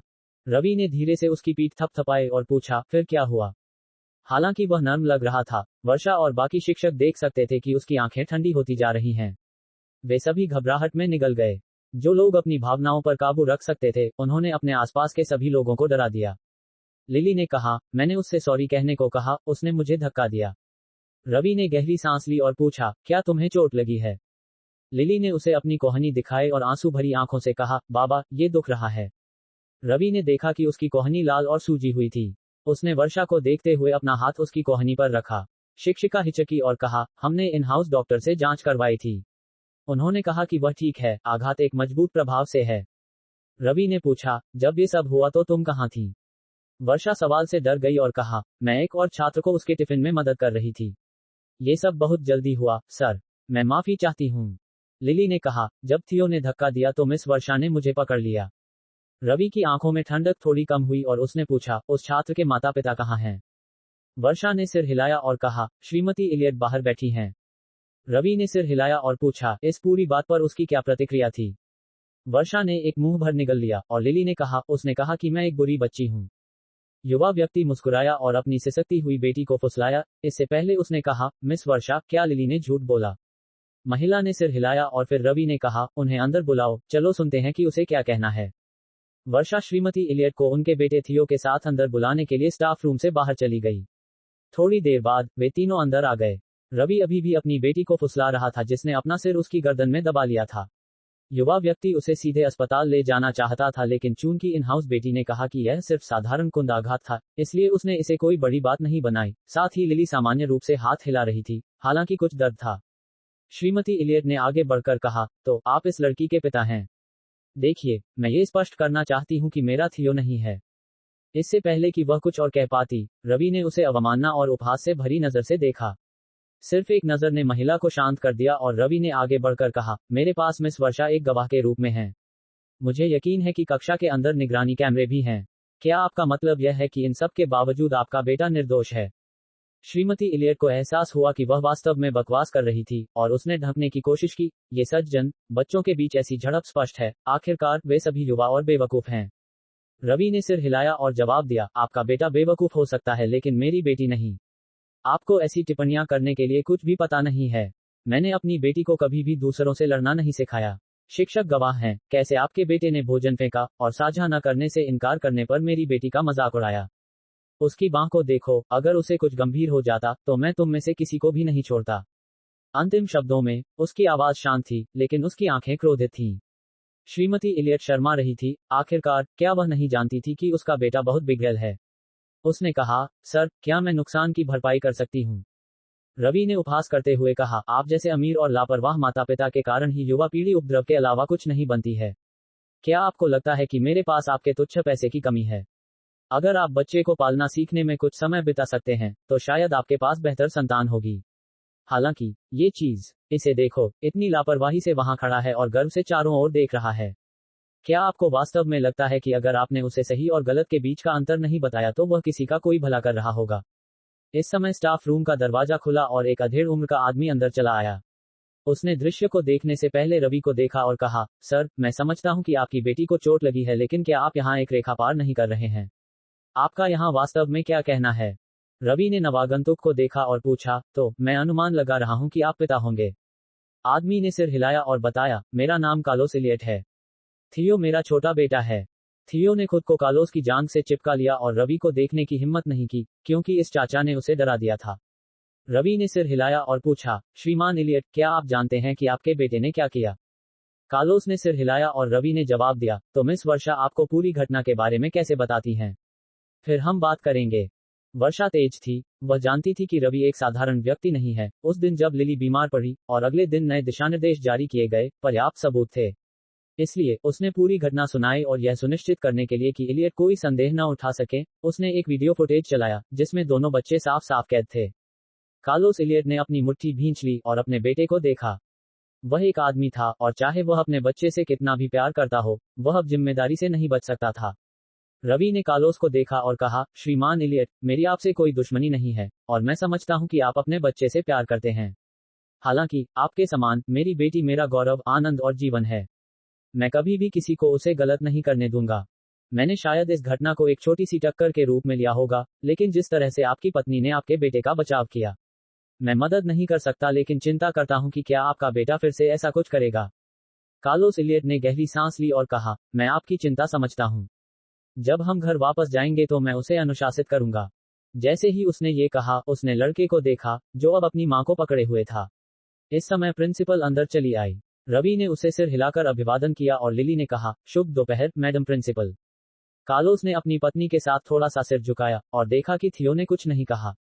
उसने उसके सिर के पीछे थप्पड़ मारा और कहा, प्रिंसिपल को नमस्कार करो। क्या तुमने इतना भी नहीं सीखा है? थियो काम गया और महिला को नमस्कार किया, इससे पहले कि प्रिंसिपल ने कहा, मुझे पूरी जानकारी में बताया गया है कि क्या हुआ। मैं शिक्षकों से उस पर अधिक बारीकी से देखने के लिए कहूंगी और ये थियो के लिए एक चेतावनी होगी। श्रीमान इलियट, ये प्राइमस प्राथमिक है। हम गर्व से राष्ट्र का सर्वश्रेष्ठ स्कूल हैं और मैं किसी को भी उस पद को दागने नहीं दूंगा। अगर आपका बेटा एक बार और ऐसा कुछ करता है, मैं उसे सीधे निष्कासित कर दूंगी। कार्लोस और उसकी पत्नी जम गए, इससे पहले कि आदमी ने अपनी आंखें बंद कर लीं और आह भरते हुए कहा, हाँ मैडम, मैं समझता हूँ। आपकी उदारता के लिए धन्यवाद। फिर उसने अपने बेटे के सिर के पीछे थप्पड़ मारा और कहा, अपने सहपाठी से माफी मांगो, तुम भालू बच्चे। तुम्हारी हिम्मत कैसे हुई एक साथी छात्र को चोट पहुंचाने की? मैंने कहा। रवि नहीं रुका, इस बच्चे की हिम्मत कैसे हुई मेरे खजाने को नुकसान पहुंचाने की? थियो आगे बढ़ा और अपना सिर झुकाकर कहा, मुझे माफ कर दो लिली। मुझे वह सब नहीं करना चाहिए था। कृपया मुझे माफ कर दो। लिली ने थियो को देखा और फिर उसने अपना सिर घुमाया जैसे ही उसने कहा, बाबा, मेरा हाथ दुख रहा है। रवि ने लड़के को देखा और कहा, भविष्य में ऐसी चीजें मत करना। लड़के ने विनम्रता से सिर हिलाया और रवि ने कहा, मिस वर्षा, मैडम प्रिंसिपल, मैं लिली को घर ले जाऊंगा, उसे चोट लगी है और ऐसा लगता है कि वह घटना से हिल गई है। दोनों लोगों ने सिर हिलाया और कार्लोस ने कहा, श्रीमान। रवि ने जवाब दिया, कुमार। कार्लोस ने इसके बारे में ज्यादा नहीं सोचा और कहा, श्रीमान कुमार, मैं अपने बेटे की ओर से माफी चाहता हूं। रवि ने सिर हिलाया और स्कूल से निकल गया। हालांकि कार्लोस इलियट ने सोचा, तुम्हारी हिम्मत कैसे हुई मुझे झुकाने की, मैं तुम्हें दिखाऊंगा कि मैं क्या कर सकता हूं, कुमार। रवि को नहीं पता था, लेकिन उसने अभी अभी एक नया दुश्मन हासिल किया था। क्या आप अगले अध्याय के साथ आगे बढ़ना चाहेंगे? अध्याय 47, दुश्मनों का सामना। रवि और लिली सबसे पहले एक अस्पताल गए, जहां एक डॉक्टर ने लिली के हाथ की जांच की, और कुछ परीक्षणों के बाद उसने पुष्टि की कि यह केवल एक साधारण आघात था और उन्हें कुछ मलहम दिए। रवि ने डॉक्टर को धन्यवाद दिया, फार्मासिस्ट पर एक स्टॉप किया और फिर वे घर वापस चले गए। रास्ते में लिली ने कहा, बाबा, मैंने सुना है कि थियो के पिता एक बड़े व्यवसायी हैं, क्या वह कोई परेशानी खड़ी करेंगे? रवि हैरान था और उसने पूछा, तुम ऐसा क्यों कहती हो? लिली ने कंधा उचका दिया और कहा, जब मैं स्टाफ रूम के अंदर इंतजार कर रही थी, तो मैंने शिक्षकों से सुना कि वह एक बुरा इंसान था। पिंक, होस्ट, आपकी बेटी आपकी चिंता कर रही है। कृपया किसी भी ऐसी दुर्घटना को रोकने के लिए मामले की जांच करें जिससे आपकी बेटी परेशान हो सकती है। रवि की भौहें और गहरी हो गईं, कार्य का संयोग थोड़ा ज्यादा अचानक था। इसके बारे में सोचते हुए, जब उसने स्टाफ रूम से बाहर निकलने का दृश्य याद किया, तो यह निश्चित था कि कार्लोस वास्तव में उसे नफरत से देख रहा था। हालांकि रवि ने इसे कोई बड़ी समस्या नहीं माना और इसे नजरअंदाज कर दिया क्योंकि उसका दिमाग लिली में व्यस्त था। जब वे घर पहुंचे तो उसने लिली के हाथ पर मलहम लगाया और फिर उसे दोपहर का भोजन बनाने के लिए रसोई में चला गया। ऐसा करते हुए उसने पार्वती हिमाली को फोन किया। महिला ने जल्दी से कॉल उठा ली और कहा, बॉस, मैं आपको फोन करने ही वाली थी। हड़ताल योजना शुरू हो गई है और सभी ओईएम संयंत्र बंद हो गए हैं।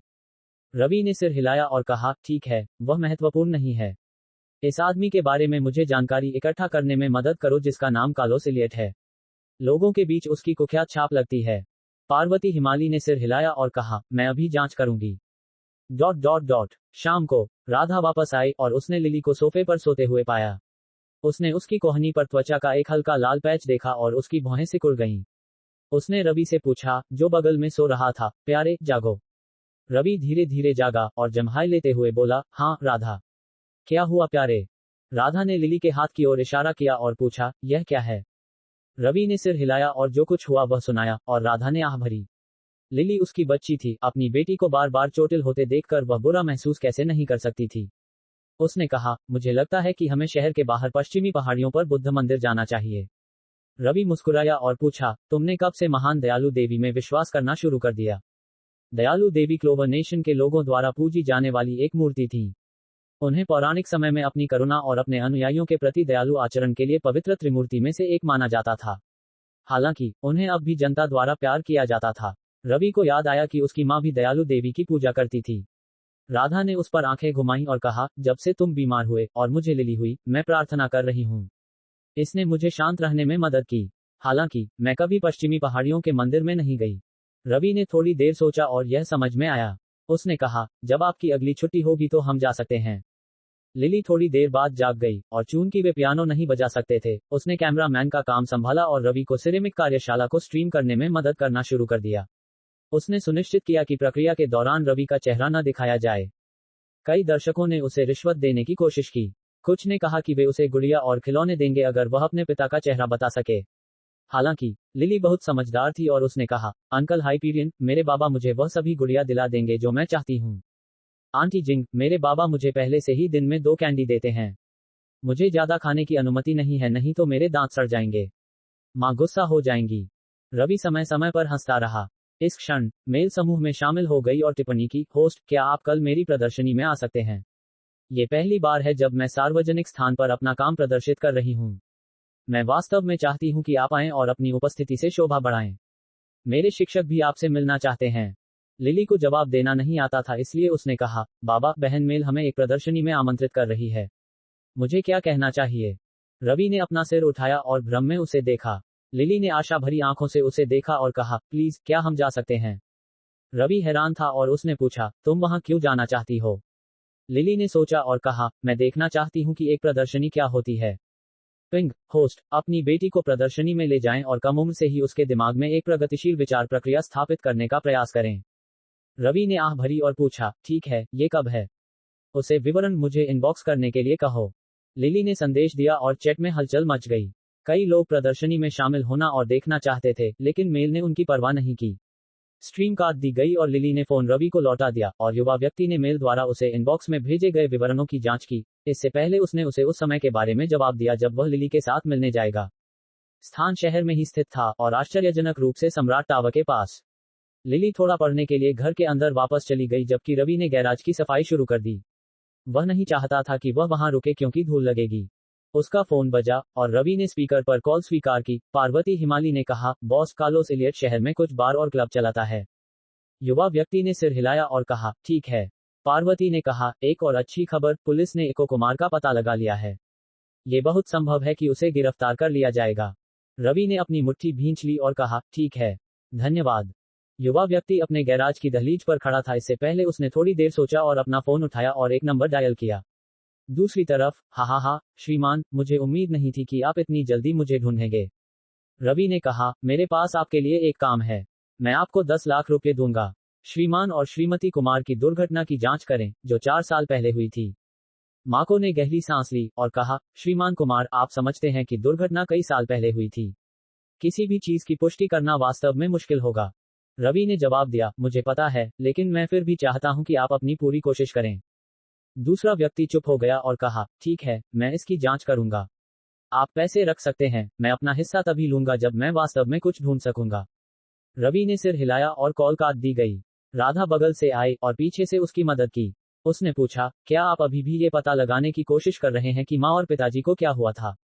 रवि ने सिर हिलाया और राधा ने आह भरी। इससे पहले उसने जवाब दिया, इको को ढूंढो, अगर तुम उसे ढूंढ लोगे तो मुझे यकीन है कि वह सब कुछ बताएगा।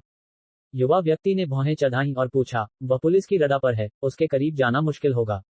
अगर उसे कोई सुराग मिल गया और वह जगह से भाग गया तो मुझे केंद्र में धकेला जा सकता है। चिंता मत करो, सब कुछ समय रहते उजागर हो जाएगा। वह आने वाले दिन की ओर देख रहा था क्योंकि यह व्यस्त होने वाला था। ... रवि अगली सुबह जागा, उसने लिली को स्कूल छोड़ा और उसका रास्ता कार्लोस इलियट से कट गया। बाद वाले ने मित्रवत रूप से मुस्कुराया लेकिन उसकी आंखों में ठंडी चमक रवि से नहीं छूटी।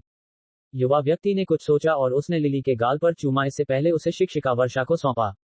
वह कार में बैठ गया और कंपनी चला गया। चूंकि उसके पास घर पर करने के लिए कुछ नहीं था, इसलिए बेहतर था कि वह अपनी स्थापित कंपनी को संभाले। आखिरकार वे कुमार ग्रुप के साथ युद्ध में थे और रवि यह सुनिश्चित करना चाहता था कि दुश्मन को नुकसान हो। उसने सुनिश्चित किया कि कोई भी उसके बारे में पता न लगा सके। वह अपनी सेडान चलाएगा, जो लग्जरी थी लेकिन चमकदार नहीं थी। साथ ही उसने रिंग्स ऑटोमोबाइल्स के डीलर श्रीमान दिल को बुलाया था और पार्वती हिमाली के लिए भी एक समान मॉडल भेजा था। सीईओ ने मना कर दिया लेकिन रवि ने उसे बताया कि यह एक कंपनी की संपत्ति थी। उसके पास इसे लेने के अलावा कोई और विकल्प नहीं था। बिक्री स्थिर थी। पहले बैच के बाद गति धीमी हो गई लेकिन ये स्थिर थी। उन्हें अधिकांश ग्राहकों से अच्छी समीक्षा मिली, लेकिन कुछ अभी भी नुक्ताचीनी करना चाहते थे और चूंकि वे सभी को संतुष्ट नहीं कर सकते थे। रवि का अपना कोई कार्यालय नहीं था, इसलिए वह पार्वती हिमाली के कार्यालय के बाहर प्रतीक्षा लॉबी में केवल फाइलों को देख रहा था। उसे कोई आपत्ति नहीं थी, उसे बस अपने काम की परवाह थी। सारा पैसा कुमार ग्रुप और उनके द्वारा संचालित कंपनियों के शेयरों की खरीद में निवेश किया जा रहा था। कई लोगों ने स्थिति देखी और वे जहाजों को छोड़ना चाहते थे। रवि ऐसे लोगों की मदद कैसे नहीं कर सकता था। पिछले 2 दिनों में उसने अब कुमार ग्रुप के स्वामित्व वाली 7 कंपनियों में 20% से अधिक स्टॉक रखे थे। पार्वती हिमाली ने अपने लोगों को अंदर जाने दिया, रवि कुमार के प्रॉक्सी के रूप में अधिग्रहण की घोषणा की और फिर उन्होंने धीरे धीरे स्थिति को बदलना शुरू कर दिया। हालांकि परिणाम अभी भी कुछ दिनों में आएंगे और इस बीच कुमार ग्रुप को बहुत नुकसान उठाना पड़ा होगा। ... विंसेंट कुमार रिपोर्ट देख रहा था और उसका चेहरा लाल था। पिछले कुछ दिनों में उन्हें 7 कंपनियों में दूसरे सबसे बड़े शेयरधारक से तीसरे या चौथे सबसे बड़े शेयरधारक तक कम कर दिया गया था। उसने अपना सिर उठाया और पूछा, कासिम, क्या हो रहा है? इतने सारे चालें कौन चल रहा है? कासिम ने जवाब दिया, सर, तितली टेक्नोलॉजीज के पीछे का व्यक्ति शायद छाया के पीछे का आदमी है। विंसेंट ने अपने दांत पीसे और गुस्से में मेज पर जोरदार हाथ पटका। जैसे ही उसने मांग की, उसे क्या चाहिए? कासिम ने आह भरी और जवाब दिया, मैंने पिछले कुछ दिनों में सब कुछ आजमाया है। हम सुरागों की तलाश कर रहे हैं, लेकिन जानकारी बहुत मजबूती से ढकी हुई है। जहां तक वाणिज्यिक बोर्ड कार्यालय के माध्यम से पूछताछ करने का सवाल है, वह संभव है, सर। विंसेंट ने गहरी सांस ली और खुद को शांत किया और कहा, तितली टेक्नोलॉजीज के सीईओ के साथ एक बैठक की व्यवस्था करें। कासिम ने निगल लिया और कहा, मैंने कोशिश की है, लेकिन वह हमें कोई भी अपॉइंटमेंट देने से इनकार करती रहती है। उसने तो सीधे तौर पर यह भी कहा है कि हम प्रतिस्पर्धी हैं और हमें संवाद करने की कोई आवश्यकता नहीं है। विंसेंट ने उपहास करते हुए कहा, चूंकि वे आसान और सौम्य दृष्टिकोण नहीं समझते हैं, जाओ उन्हें एक कठिन वाला दो। कासिम हैरान था और पूछा, सर, क्या आप गंभीर हैं? विंसेंट ने अपना सिर उठाया और कासिम को घूर कर देखा और पूछा, क्या ऐसा लगता है कि मैं मजाक कर रहा हूं? जाओ, काम पूरा करो। कासिम कार्यालय से बाहर भागा और विंसेंट ने बुदबुदाया, एक तितली अंत में सिर्फ एक पंखों वाला कीट है। देखो तुम निराशा में कैसे फड़फड़ाते हो। क्या आप अगले अध्याय के साथ आगे बढ़ना चाहेंगे? अध्याय 48, अप्रत्याशित मुलाकात। रवि ने सुबह हमेशा की तरह काम किया और फिर दोपहर में उसने लिली को स्कूल से वापस लिया, सावधानी से उसके बाल बनाए और उसके लिए एक ड्रेस तैयार की। युवा व्यक्ति अपनी राजकुमारी को प्रदर्शनी में ले जाने की तैयारी कर रहा था। उसने राधा को भी फोन किया था और पता चला कि उसे आज देर रात तक काम करना होगा क्योंकि उसे परीक्षा की उत्तर पुस्तिकाओं की जांच करनी थी और उन्हें अंक देना था। रवि के पास लिली को अकेले ले जाने के अलावा कोई विकल्प नहीं था। वे दोनों आकस्मिक कपड़ों की एक जोड़ी में तैयार हुए, एक सफेद शर्ट और नीली जीन्स। वे दोनों सफेद स्नीकर्स के साथ भी लुक को मैच करते थे। लिली की शर्ट पर सामने की तरफ फूलों का प्रिंट था जबकि रवि की शादी थी। युवा महिला ने अपनी छोटी सी चोटी को साइड प्रोफाइल से देखा और कहा, बाबा, क्या मुझे अभिमानी लगेगा अगर मैं कहूं कि लिली भविष्य में एक महान सौंदर्य बनेगी? रवि हैरान था और फिर वह हंसा जैसे ही वह झुक गया और छोटी लड़की को अपनी बाहों में गले लगा लिया और कहा, बिल्कुल नहीं, अगर तुम बाबा से पूछो तो मैं कहूंगा कि मेरी लिली तो अभी भी एक महान सौंदर्य है। लिली हंस पड़ी और कहा, बाबा, आप बहुत नासमझ हैं। अब लिली एक महान क्यूट है। रवि फिर से अवाक रह गया और वह हंसा। इससे पहले उसने उसके गालों पर चूमा और दोनों लोगों ने अपनी कलाइयों पर घड़ियां बांधी और घर से बाहर निकल गए। रवि ने रात के लिए एसयूवी चलाई क्योंकि वह सेडान को कार्यालय के उपयोग के लिए बचाना चाहता था। जहां तक राधा की बात है, उसने एक और कार खरीदने का फैसला किया जो छोटी और तेज हो, जैसा कि राधा को पसंद था। दोनों लोग गैलरी पहुंचे और जैसे ही रवि अपनी कार से बाहर निकला, उसके चेहरे पर एक सफेद मास्क था। लिली ने उससे पूछा था कि उसने मास्क क्यों लगाया है और रवि ने उसे बताया कि वह नहीं चाहता था कि कुछ लोग उसे पहचानें और बुरा काम करें। लिली ने सिर हिलाया और अपनी छाती थपथपाई जैसे ही उसने कहा, मैं आपकी रक्षा करूंगी। रवि उसकी हरकतों पर मुस्कुराया और मीठी बातों से उसकी प्रशंसा की। ये दोनों एक दूसरे के लिए बहुत सुरक्षात्मक और अधिकारपूर्ण थे। रवि गैलरी के अंदर चला गया और उस अनुभाग में गया जहां सिरेमिक का काम प्रदर्शित किया गया था। लिली ने मूर्तियों को देखा और कहा, बाबा, वे बहुत सुंदर हैं। रवि ने सिर हिलाया और कहा, हाँ, वे हैं। जैसे ही वे चारों ओर देख रहे थे, लिली ने अचानक एक महिला को हाथ हिलाने के लिए अपना हाथ उठाया जैसे ही उसने कहा, बहन मेल, लिली यहाँ है। उसकी घंटी जैसी आवाज गैलरी में गूंज उठी और सभी उसे देखने के लिए मुड़ गए जिससे वह जम गई। रवि ने सिर हिलाया और लिली के कान में कुछ फुसफुसाया। छोटी लड़की ने सिर हिलाया और थोड़ा झुककर कहा, अंकल और आंटी, मैं आपको परेशान करने के लिए माफी चाहती हूँ। लोगों ने देखा कि वह एक छोटी बच्ची थी, इसलिए जब वे परेशान हुए तो उन्होंने बुरा नहीं माना। कई लोग मुस्कुराए और यहां तक कि उसकी फुर्ती के लिए उसकी प्रशंसा भी की। माहौल बहाल हो गया। हालांकि रवि अपनी बेटी को बहुत लाड़ प्यार करता था, वह नहीं चाहता था कि वह इस बारे में अभिमानी बने। शिष्टाचार चरित्र को आकार देने के लिए महत्वपूर्ण थे और वह चाहता था कि उसकी बेटी वह देवी बने जिसे दूसरे केवल देख सकें। मेल दो बुजुर्गों की नजरों से फिसल गई जो उससे बात कर रहे थे और रवि और लिली के पास आ गई। युवा महिला के गर्दन तक सुनहरे बाल थे और चमकीली हेजल आंखें थीं। रवि को परवाह नहीं थी कि उसने अपने बालों को डाई किया था या ये प्राकृतिक रंग था। वह आत्मविश्वास से भरपूर लग रही थी और यह उसे शोभा दे रहा था। उसने उसके चरित्र को मंजूरी दी और लिली का अभिवादन समाप्त करने के लिए उसका इंतजार किया। आखिरकार, इस तस्वीर में छोटी बच्ची अधिक महत्वपूर्ण व्यक्ति थी। मेल ने एक नीली शर्ट और काली पैंट पहन रखी थी जिसके साथ काले फ्लैट सोल बेलीज थे। वह मुस्कुराए और रवि से हाथ मिलाने के लिए अपना हाथ बढ़ाया और कहा, नमस्ते होस्ट, मैं मेल गाविन हूँ। रवि ने संक्षेप में उसकी उंगलियों के सिरे को पकड़ा, इससे पहले उसे छोड़ दिया और कहा, मैं रवि कुमार हूँ, आपसे मिलकर अच्छा लगा। मेल मुस्कुराए और सिर हिलाया जैसे ही उसने एक जिज्ञासु नजर से पूछा, आपने मास्क क्यों पहन रखा है? क्या सब ठीक है? रवि ने सिर हिलाया और जवाब दिया, मुझे पराग से एलर्जी है इसलिए जब मैं घर से बाहर जाता हूं तो यह एक सावधानी है। मेल ने समझदारी से सिर हिलाया जैसे ही उसने पूछा, सर, क्या आपको यहाँ कोई भी लेख पसंद है? रवि ने सिर हिलाया और वाजस के एक सेट की ओर इशारा किया जैसे ही उसने मेल के साथ उन पर चर्चा करना शुरू किया। लिली बस वहां खड़ी थी, उन दोनों को सुन रही थी। इस समय एक बुजुर्ग महिला मेल के पास आए और पूछा, मेल, कोई उस वाज सेट को खरीदना चाहता है? मेल हैरान थी और कहा, शिक्षक, मैंने अभी अभी इन सज्जन के साथ उन वाजस का सौदा अंतिम किया है। बुजुर्ग महिला ने भौहें चढ़ाईं और फिर उसने रवि को देखा। तभी जब वह पूछने ही वाली थी कि यह व्यक्ति कौन था, एक शांत आवाज ने उन्हें बाधित किया, मैडम फ्लोरेंस, अगर मिस मेल ने इसे पहले ही बेच दिया है तो ठीक है। आखिरकार, ये पहले आओ पहले पाओ है, क्या आप सहमत नहीं होंगे, सर? रवि ने व्यक्ति को देखा और सिर हिलाया। उसका चेहरा शांत था लेकिन उसका दिमाग तेजी से चल रहा था। उसके सामने खड़ा व्यक्ति कोई और नहीं बल्कि उन लोगों में से एक था जो उसके परिवार के व्यवसाय को बर्बाद करने के लिए जिम्मेदार था। यह आदमी एक शाही नीले रंग का बिजनेस सूट पहने हुए था, उसके कनपटी पर भूरे बाल थे और वह अनकोर शहर में एक अमीर मालिक था। उसने रवि की ओर अपना हाथ बढ़ाया और कहा, नमस्ते, मैं जमाल कस्तूरी हूँ। सागर मॉल्स का अध्यक्ष। रवि शांत था, उसने हाथ मिलाने के लिए हाथ बढ़ाया और कहा, रवि। बस इतना ही था, उसने इस आदमी को अपनी पहचान पूरी तरह से बताने में विश्वास नहीं किया। उसने हाथ छोड़ दिया और कहा, मिस मेल, मैं आपको अभी भुगतान करूंगा, और आप प्रदर्शनी समाप्त होने के बाद मेरे पते पर लेख भेज सकती हैं। मेल ने सिर हिलाया और रवि ने जल्दी से एक लेनदेन करने के लिए अपने फोन का इस्तेमाल किया। इससे पहले उसे पार्वती हिमाली से एक कॉल आया और उसकी आंखें ठंडी हो गईं। उसने कहा, तुम मोर्चा संभालो, मैं थोड़ी देर में आ रहा हूं। उसने लोगों से कहा, मैं माफी चाहता हूं, कुछ जरूरी काम आ गया, मुझे जाना होगा। मेल और मैडम फ्लोरेंस ने झुककर अभिवादन किया जबकि जमाल ने सिर हिलाया। रवि ने लिली का हाथ पकड़ा जैसे ही वे प्रदर्शनी से निकले। जमाल ने बुदबुदाया, मुझे आश्चर्य है कि ऐसा क्या हुआ जिसने उसे इतनी अचानक छोड़ दिया। क्या आप अगले अध्याय के साथ आगे बढ़ना चाहेंगे? अध्याय 49, पलटवार की तैयारी। रवि ने लिली का हाथ पकड़ा और कार में बैठ गया। छोटी लड़की ने पूछा, बाबा, हम क्यों जा रहे हैं? हमने प्रदर्शनी ठीक से नहीं देखी। रवि ने पार्किंग से कार निकालते हुए शांति से जवाब दिया, हम कल आएंगे, अभी कुछ हुआ है और बाबा को उसे संभालना है। लिली ने सावधानी से पूछा, बाबा, क्या ये बुरा है? रवि मुस्कुराया और सिर हिलाया। हालांकि चीजें ठीक नहीं थीं। अभी अभी उसे एक टेक्स्ट मिला था जिसमें लिखा था कि पार्वती हिमाली का दुर्घटना हो गई है और किसी ने कंपनी के कार्यालय को तोड़ने की कोशिश की। हालांकि लोगों ने जल्दी से पुलिस को बुलाया, जिससे गुंडे भाग गए। रवि पहले अस्पताल गया। कंपनी में लोग सुरक्षित थे और गुंडों ने केवल संपत्ति को नुकसान पहुंचाया था। उसने कार पार्क की और लिली को अपनी बाहों में उठाया। जैसे ही वह आपातकालीन विभाग की ओर बढ़ा, लिली ने कहा, बाबा, जब मैंने पूछा तो आपने क्यों कहा कि यह बुरा नहीं है? रवि मुस्कुराया और उसके गाल पर चूमा, इससे पहले जवाब दिया, ताकि तुम चिंतित न हो। आपातकालीन विभाग के अंदर पूरी तरह से अफरा-तफरी थी। रवि एक नर्स से पूछने ही वाला था जब उसने पार्वती हिमाली को एक पट्टी बांधे हुए एक तरफ बैठे हुए देखा। वह उसके पास गया और पूछा, पार्वती, क्या तुम ठीक हो?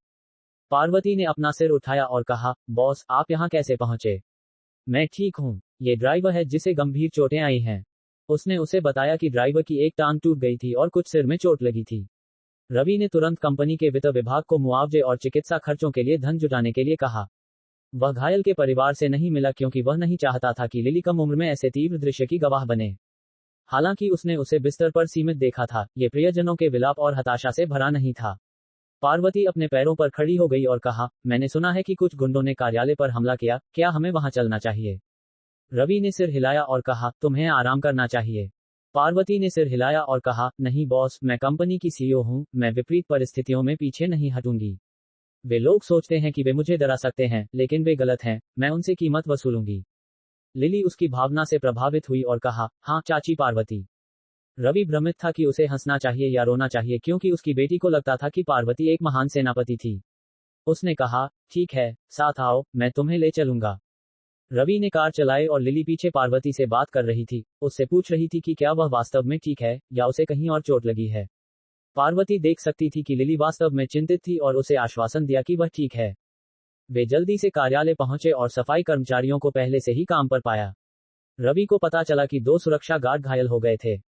ये गंभीर नहीं था लेकिन गुंडों की संख्या उनसे 5 गुना अधिक थी। शुक्र है कि वे उन्हें रिसेप्शनिस्ट पर हाथ डालने से रोकने में कामयाब रहे। रवि ने अपनी मुट्ठी भींच ली, वह जानता था कि यह किसने किया होगा। इस घटना से कंपनी के मनोबल पर बहुत बड़ा प्रभाव पड़ेगा। उसने कहा, सफाई बंद करो। सफाई कर्मियों ने अपना सिर उठाया और पार्वती ने उन्हें जाने का इशारा किया। रवि ने चारों ओर देखा और कहा, पार्वती, मीडिया को बुलाओ, उन्हें यहाँ जो हुआ उसे कवर करवाओ।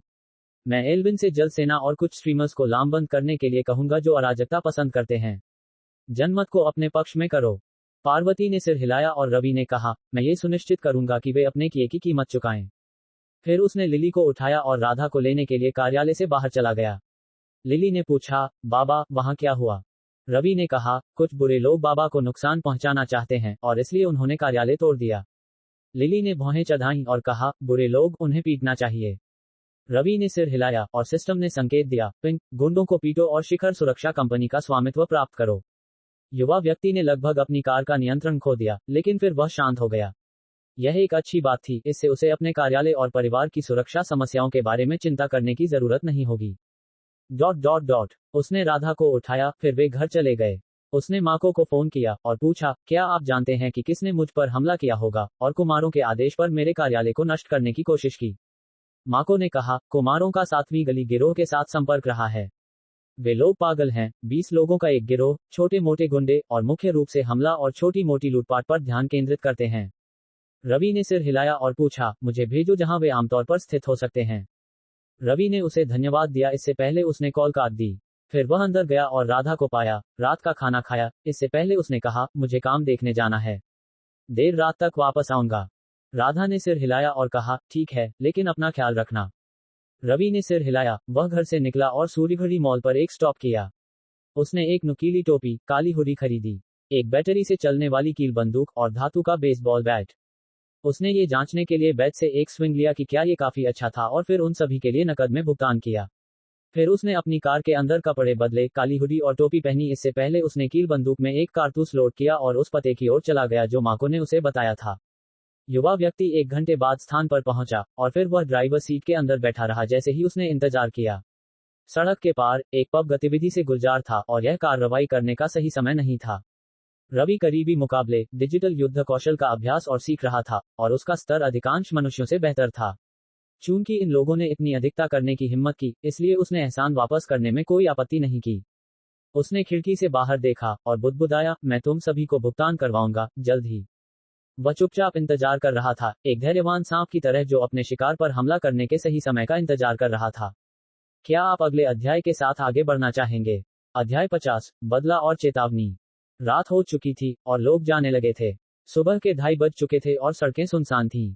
युवा व्यक्ति ने अपना बैट निकाला, उसे अपनी काली हुडी में छिपा लिया, और फिर कील बंदूक पकड़े हुए वह कार से बाहर निकला। धीरे धीरे वह पब के प्रवेश द्वार की ओर चला, और 2 युवा पुरुषों ने ठीक बाहर उसका रास्ता रोक लिया। उनमें से एक ने अपना हाथ उठाया और कहा, अरे, तुम्हें क्या लगता है तुम कहां जा रहे हो? पब बंद है।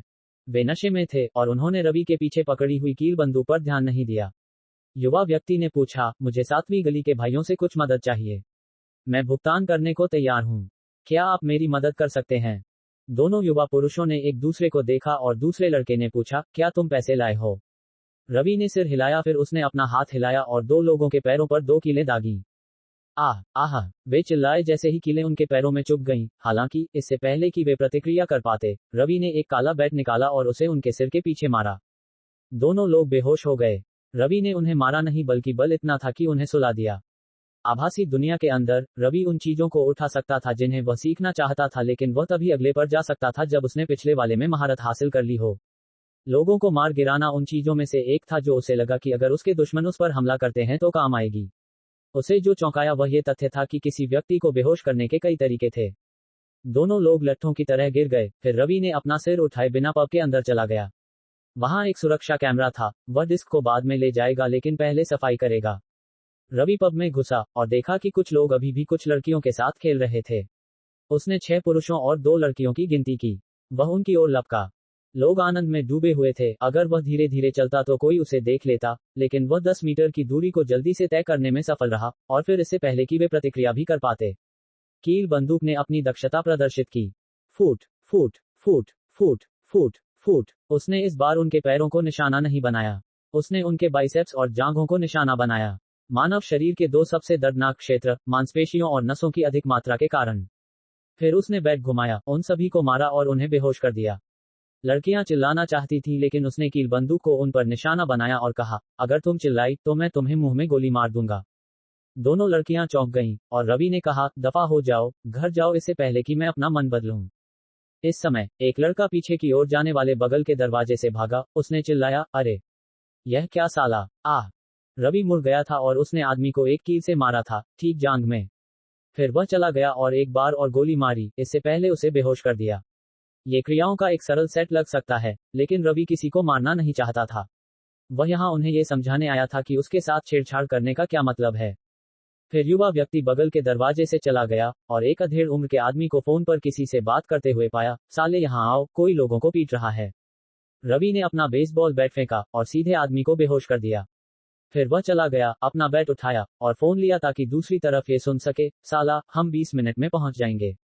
रवि ने कॉल काट दी और फिर सड़क के पार पब के बाहर सभी लोगों को इकट्ठा करना शुरू कर दिया। उसे परवाह नहीं थी कि वे खून बह रहे थे। वह वापस पब के अंदर चला गया।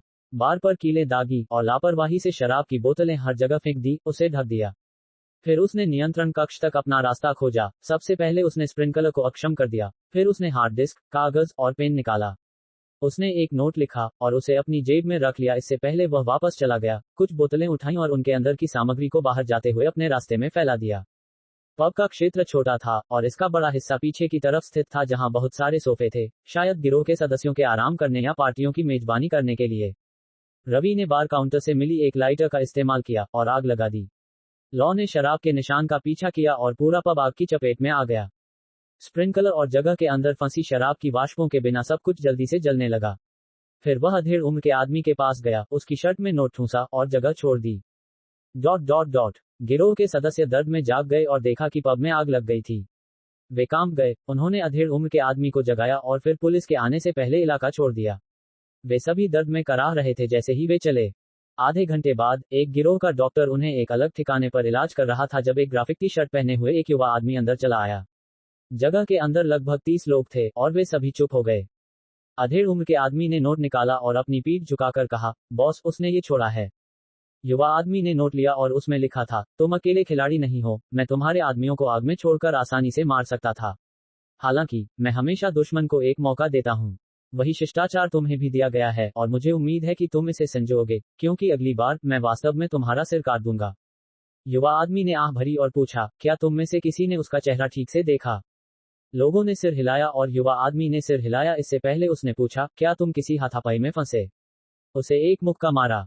लोगों ने सिर हिलाया और युवा आदमी ने कहा, तो वह आया, तुम्हें पीटा, पब जलाया और फिर साफ चला गया।